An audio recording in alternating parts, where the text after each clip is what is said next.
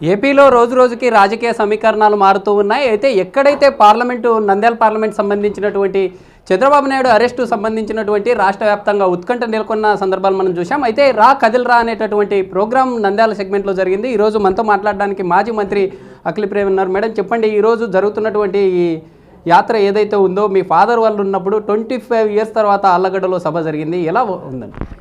25 సంవత్సరాల తర్వాత చంద్రబాబు నాయుడు గారు ఆళ్ళగడ్డలో సభ పెట్టడం అనేది నిజంగా మా అందరికీ కూడా చాలా ఆనందంగా ఉంది, మా అదృష్టంగా భావిస్తున్నాము. అటువంటి పెద్ద సభ మొదటిసారి నేను ఇంత పెద్ద సభని ఏర్పాటు చేయడం, ఇంతమంది గ్యాదర్ చేయడం అనేది కూడా మొదటిసారి.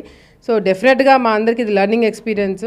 రేపు పొద్దున్న ఫ్యూచర్లో మళ్ళీ చంద్రబాబు నాయుడు గారు వస్తే ఏ విధంగా ఉంటుందని మేము చూడడం జరిగింది కాబట్టి దీనికి మించి ఇంకా భారీగా చేయడం జరుగుతుంది. కార్యకర్తలందరూ కూడా చాలా ఉత్సాహంగా ప్రోగ్రాంలో పార్టిసిపేట్ చేయడమే కాకుండా చాలా కసిగా ముందుకు రావడం జరిగిన అవినీతి కానీ అక్రమాలు కానీ ప్రజలకి కానీ మహిళలు చాలా పెద్ద ఎత్తున వచ్చినారు.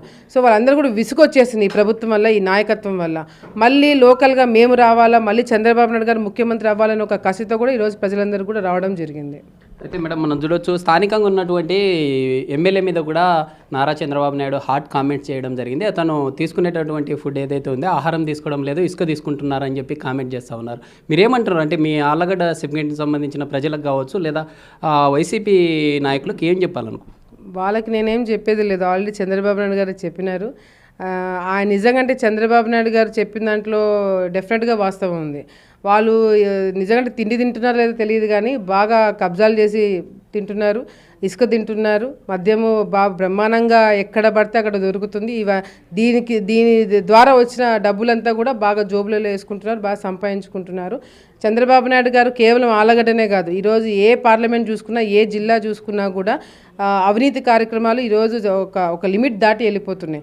ఈరోజు రాక్షస పరిపాలన ఇవన్నీ కూడా కాదు, ఇటువంటి పరిపాలన ప్రజలు ఎప్పుడు కూడా వినిండరు, చూసిండరు. సో డెఫినెట్గా మార్పు అనేది రావాలా.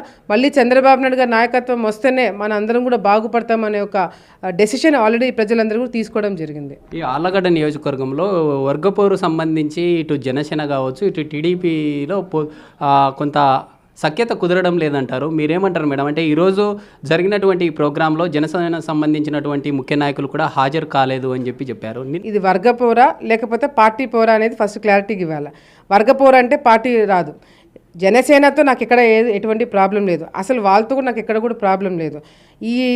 ఈ ఫేక్ న్యూస్ అని మీరే అంటున్నారు. సో ఫేక్ న్యూస్కి నేను అంత ఇంపార్టెన్స్ ఇచ్చి దాని గురించి క్లారిఫికేషన్ ఇవ్వాల్సిన అవసరం లేదు. ఆల్రెడీ జనసేన వాళ్ళు ఒక అఫీషియల్ లెటర్ పైన ఎటువంటి ప్రాబ్లం లేదు, ఆళ్ళగడ్డలో మేమందరం కూడా డెఫినెట్గా పార్టిసిపేట్ చేస్తాం, మేమందరం కూడా వస్తామని చెప్పినారు. దానికి తగినట్టుగానే నా చంద్రబాబు నాయుడు గారి పక్కన మల్లయ్య ఆళ్ళగడ్డ ఇన్ఛార్జ్ కూర్చున్నారు, ఆయన పక్కన సురేష్ గారు కూర్చున్నారు. సో నాకు తెలిసి వాళ్ళకి అందరూ కూడా వాళ్ళకి ఇవ్వాల్సిన పాసులు ఇచ్చినాము, జెండాలు కట్టినారు, బ్రహ్మాండంగా అందరు కదిలి వచ్చినారు, పవన్ కళ్యాణ్ గురించి మాట్లాడి అంతా చేసినాం కదా. సో ఎక్కడ కూడా డిస్టర్బెన్స్ ఉందని నేను అనుకోవట్లేదు. మీరు చెప్పినట్టుగా ఒక ఫేక్ న్యూస్ ఎవడో కావాలని సర్క్యులేట్ చేయడం వల్ల ఈ ప్రాబ్లం వచ్చింది.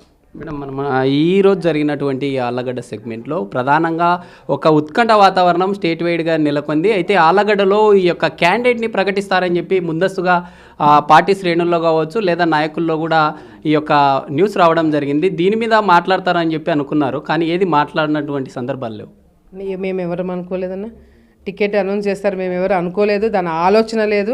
నాకు తెలిసి నా టికెట్ గురించి నాకన్నా మీడియా వాళ్ళకి ఎక్కువ ఇంట్రెస్ట్ ఉన్నట్టుంది. సో డెఫినెట్గా మీరు కూడా టెన్షన్ పడకండి, బీపీలు పెంచుకోకండి, డెఫినెట్గా మంచి రిజల్ట్స్ వస్తాయి.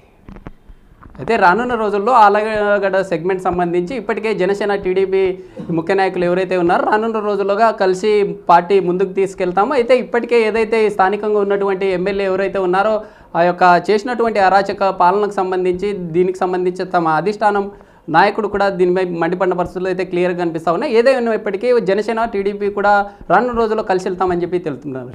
వీడియో జర్నలిస్ట్ సురేష్తో శ్రీరామ్, బిగ్ టీవీ, ఆళ్ళగడ్డ.